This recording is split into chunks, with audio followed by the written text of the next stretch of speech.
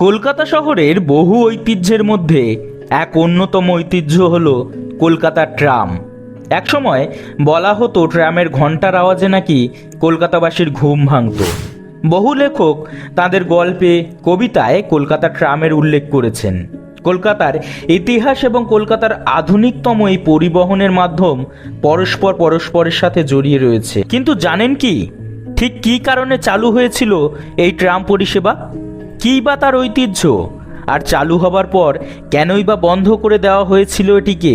চলুন এবার তবে জেনে নেওয়া যাক এই সকল প্রশ্নের উত্তর।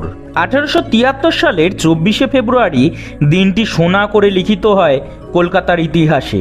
হ্যাঁ, এই দিনেই প্রথম কলকাতার রাস্তায় ট্রাম চলেছিল। সেই রুট ছিল আর্মেনিয়াম ঘাট থেকে শিয়ালদা পর্যন্ত। ভারতীয় উপমহাদেশে প্রথম ট্রামের যাত্রাপথের দৈর্ঘ্য ছিল 3.9 কিলোমিটার। এর 7 বছর পর অর্থাৎ 1880 সালে এই ট্রাম পরিষেবার কাঁটা হয়ে দাঁড়ায় নিত্যযাত্রীর অভাব, যে কারণে ব্যবসায়িক দিক থেকে লোকসানের ফলে বন্ধ করে দেওয়া হয় ট্রাম পরিষেবা।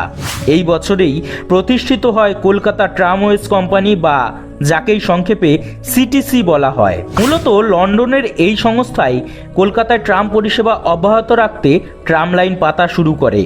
শিয়ালদা থেকে বউবাজার, সেখান থেকে ডালহৌসি হয়ে আর্মেনিয়াম ঘাট পর্যন্ত। এই সিটিসির হাত ধরেই প্রায় 30 কিলোমিটার বিস্তৃত এই ট্রাম লাইনের ওপর দিয়ে আবার ট্রাম পরিষেবা চালু হয়। অবশ্য সেই ট্রাম ছিল ঘোড়ায় টানা ট্রাম। সে সময় 1000 ঘোড়া ও 177টি ট্রাম ছিল এই কোম্পানিটির কাছে।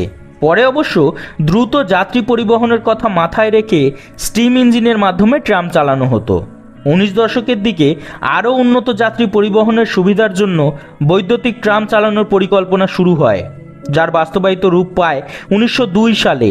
এটাই ছিল এশিয়ার প্রথম ট্রাম পরিষেবা। 1902 সালে ধর্মতলা থেকে খিদিরপুর পর্যন্ত চালানো শুরু হয়, যা পরে বটবৃক্ষের মতো কলকাতা শহরের উত্তর থেকে দক্ষিণে ছড়িয়ে পড়ে। সাথেই ট্রাম কলকাতাবাসীর পছন্দের বাহনে পরিণত হয় এবং সেক্ষেত্রে 1920 সাল পর্যন্ত ট্রামই ছিল গণপরিবহনের অন্যতম মাধ্যম। কলকাতার বিখ্যাত কোম্পানি ব্র্যান্ড স্ট্যান্ডার্ড কোম্পানির তৈরি 2 কামরা ট্রামগুলির গড় দৈর্ঘ্য 64 ফুট, ওজনে প্রায় 20 থেকে 22 টন, যেগুলো চালাতে প্রায় 550 ভোল্ট বিদ্যুতের প্রয়োজন। 1972 সালে পশ্চিমবঙ্গ সরকার কলকাতা ট্রামওয়েজ কোম্পানির ব্যবস্থাপনা গ্রহণ করেন।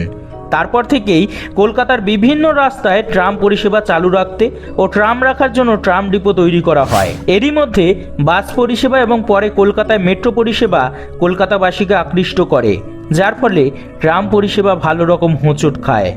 ব্রিটিশ ভারতে ট্রাম পরিষেবা কলকাতার পাশাপাশি মুম্বাই, চেন্নাই, লখনৌ, দিল্লিতে চালু করেছিল। কিন্তু যাত্রী পরিবহনের উন্নত প্রতিযোগিতায় ধীরে ধীরে পেছনের সারিতে চলে যেতে থাকে ট্রাম পরিষেবা। ফলে ওই শহরগুলো থেকে ট্রাম পরিষেবা একে একে তুলে নেওয়া হয়। কিন্তু এটা ভাবলে ভালো লাগে, কলকাতাবাসী যতই উন্নত পরিষেবা শুরু করুক না কেন, ট্রাম পরিষেবার সবসময় পাশে আছে। সেই জন্য আজও কলকাতা শহরে ট্রাম পরিষেবা মাথা উঁচু করে বেঁচে আছে। তবে গত 100 বছরে কলকাতায় ট্রাম কেন্দ্রিক দুর্ঘটনার কথা মনে ভাবলেই কবি জীবনানন্দ দাশের মৃত্যুর কথা উঠে আসে।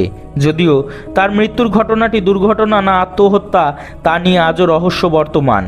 কলকাতায় অন্যান্য যাত্রী পরিষেবার কারণে ট্রাম পরিষেবাকে এখনও সংকীর্ণ করা হয়েছে, তবু আজও ট্রাম লাইন আছে এবং ভবিষ্যতেও থাকবে। কলকাতা ট্রামগুলি প্রতিদিন চলে এবং বর্তমানে যাত্রীরা সকাল 4:30 থেকে 10:45-এর মধ্যে কলকাতায় ট্রামে চড়তে পারে। সারাদিনে ট্রামের গড় ফ্রিকোয়েন্সি 20 থেকে 25 মিনিট। তবে ট্রামগুলি তুলনামূলকভাবে ধীর গতির, কিন্তু কোনো ব্যক্তি যদি মনে করেন যে তিনি যাতায়াতের সাথে তিলোত্তমার সার্বিক সৌন্দর্য উপভোগ করবেন, সেই ক্ষেত্রে তিনি ট্রামে চড়ে যাতায়াত করতে পারেন। কলকাতা ট্রামের টিকিট ভাড়া অত্যন্ত কম, তবে মাসিক এবং হেরিটেজ টিকিটের দাম আলাদা। কেউ আনন্দ রাইড, জন্মদিনের পার্টি কিংবা সিনেমা শুটিংয়ের জন্য ট্রাম ভাড়া করতে পারেন। 2013 সালের আগে কলকাতা ট্রামে 2টি ক্লাস ছিল, প্রথম শ্রেণী এবং নিয়মিত যাত্রী শ্রেণী। 2013 সালের পর ভাড়া একই রেখে ক্লাসগুলি বাদ দেওয়া হয়েছিল। এখন দিনের ব্যস্ত সময় মহিলাদের জন্য স্পেশাল ট্রামও মাঝে মাঝে চালানো হয়ে থাকে। সম্প্রসারণ পরিকল্পনা অনুযায়ী শহরের রাস্তায় নামতে চলেছে এক বগির 8টি ট্রাম। 8টি ট্রামের মধ্যে 2টি ট্রাম শীততাপ নিয়ন্ত্রিত।